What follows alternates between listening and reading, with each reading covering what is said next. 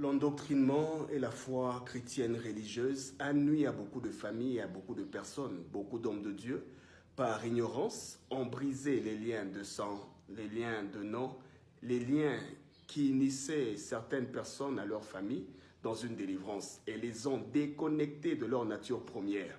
Dans chaque réalité spirituelle, il y a le côté positif et il y a le côté négatif. Quand on brise un lien, quand on doit s'éloigner d'une coutume, quand on doit quitter certaines réalités spirituelles qui nous lient à nos familles, il faut toujours avoir la sagesse, la sensibilité et le discernement de ne quitter que ce qui est négatif. Parce que si on brise tous les liens, si on s'éloigne de sa tribu, de sa coutume, de sa civilisation, de son éducation, sans faire un distinguo entre ce qui était bien et ce qui était mal, dire juste que je m'éloigne de cette famille, je ne fais plus partie de cette lignée, ça a handicapé spirituellement, socialement, mentalement beaucoup de personnes. Beaucoup de ceux qui sont dans nos églises maintenant sont des handicapés spirituels. Pourquoi? Parce que leur délivrance, leur nouvelle vie les ont poussés à quitter toutes les réalités de leur nature.